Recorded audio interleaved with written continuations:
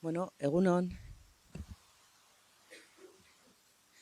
Egunon guztioi eta ongi etorriak gure fakultatera, hezkuntza fakultatera. Ni Arantzazu López de la Serna naiz, hezkuntza fakultateko dekano ordea. Eta, egun berezia da guretzako, ze zuek hemen zaudetelako. Printzipioz, urtza garai gure dekana ez dago, beste konpromiso batera joan da. Baina, plazer bat da gure fakultatearentzat, eskola publikaren alde lan egitea. Gaurko eguna, gure eskola publikoa hobetzeko eguna, izatea espero dugu. Hau zuen etxea da, eta mesedez disfrutatu gure etxean, nahi duzunean, ona hemen gaude laguntzeko, eta uste dut gaurko egunean asko lan egingo duzuela, eta zer behar baduzue, hemen nauzue. Eskerrik asko, eta orain zuen txanda da. Bai, eskerrik asko Arantzazu. Eskerrik asko EHUri guri espazio hau usteagatikan, guretzat oso garrantzitsua da gure unibertsitate publikoarekin elkarlanen aritzea, eta beraz, eskerrik asko Arantzazu espazio hau usteagatikan. Eta eskerrik asko zuei gaur goizean goizona etortzeagatikan Leioako kampus honetara. Eskerrik asko EIG eta EIZ elkarteok antolatu dugun jantoki arduradunak saretzen jardunaldi honetara etortzeagatikan. Aurkezpen ekitaldi hau egingo dugu EIZ-ren izenean saioa landak eta neu Lourdes Imaz EIG-ren izenean. Hemen zaudete zuzendaritza talde, jantoki arduradun, guraso, langile, eskerrik asko guztioi etortzeagatikan. Gaurko jardunaldiaren izenburuak dioen bezala, ikastetxe publikoetako jantoki arduradunak saretzea da jardunaldi honen helburua. Eta deialdiak izan duen erantzuna ikusirikan, esango dizuela lehenengo gunean 50 pertsona apuntatu zinatela, eta da 150 pertsona inguru bilduko gara gaur hemen, argi ikusi dugu, bazegoela nahia edo beharra horrelako zerbait egiteko, beraz, eskerrik asko guztioi, erantzunagatik. Eskola jantokiak gure ikastetxetako espazio garrantzitsuak bihurtu dira. Ikasleek bertan ematen dute, eskolan pasatzen duten denboraren herena. Beraz, berez, tresna ezin hobea da hainbat gaietan hezteko. Elikadura eta ohitura osasuntsuak, autonomia, elkarbizitza eta hainbat.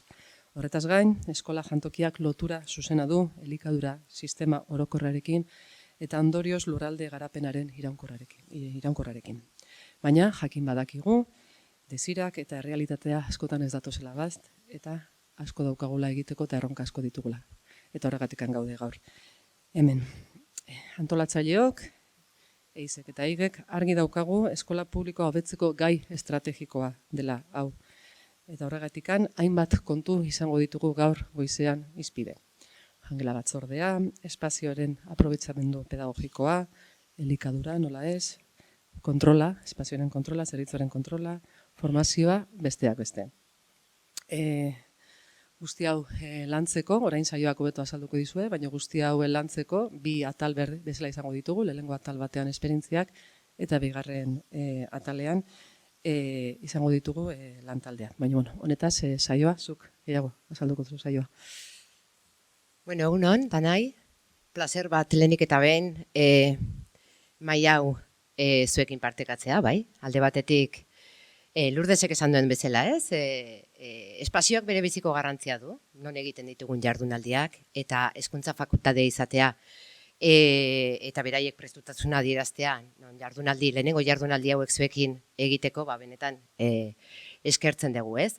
Eta ez hori bakarrik, nik uste dut EIZ-ek eta eskola publikoak, ez? Hobetzeko bidean, EHUrekin daukagun elkarlanerako irekitako bideak ere, bai ikerketakoak, bai gradu ondokoak, bai edozer ekintza egiteko ikasturtean zehar ere EHUrekin eta hezkuntza fakultatearekin bereziki elkarlanean gabiltza, beraz, haratako doan gauza bada, ez?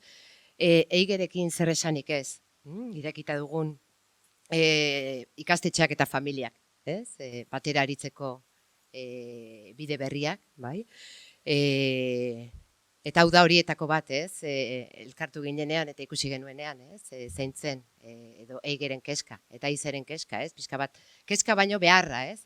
Zuen hitzetatik ateratako behar horiek jardunaldi batean gauzatu ditugu, ez? Eta hau ezin izan da, bueno, eigerik gabe egin eta izeren arteko elkarlanik gabe egin, ez? Lantaldean geundenean, jardunaldi hau antolatzen, ez?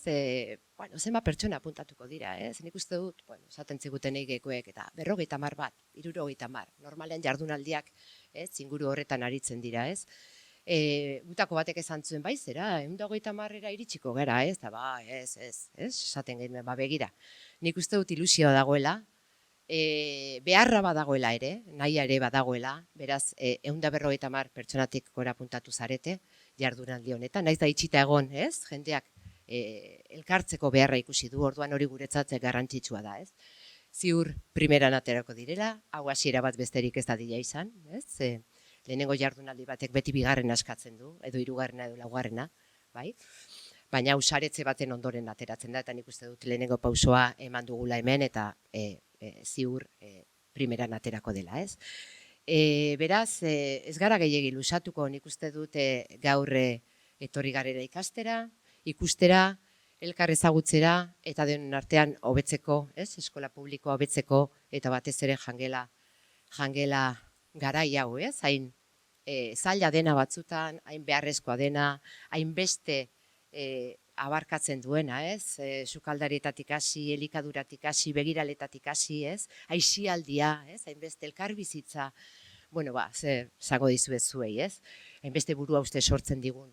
Gaia da, beraz, hobetzeko gaude, ilusioa daukagu, gogoa daukagu, beraz, nik uste dut jardunaldiari hasiera ematea besterik ez zaigula gelditzen, ez? Aipatuko ditut pixkat antolaketari dagokiona, nola antolatu dugun gaurko goiza iruditzen bazaizue, bai? Sarrera moztuko dugu, nik uste dut garrantzitsua dela ez guk esaten duguna baizik eta zuek esateko daukazutena eta hemen esperientzik esateko dutena. Beraz, 11:30 bitarte arte 3 esperientzi ezagutzeko aukera izango ditugu, ondoren etorriko direnak mahai honetara. Gero noski, kafea izaten da momenturik egokiena, bai?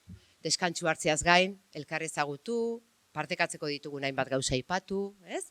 Hori izango da pixkat erlaxatzeko momentu bat, eta ondoren gimnasiora joango gara, bai? Gimnasioa taldekako lanak egingo ditugu, zuei hitza emateko, zuei entzuteko.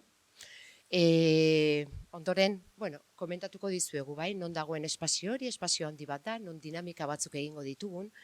Gogoratzen zarete ikastetxetara galdetegi bat bidali genuela, bai?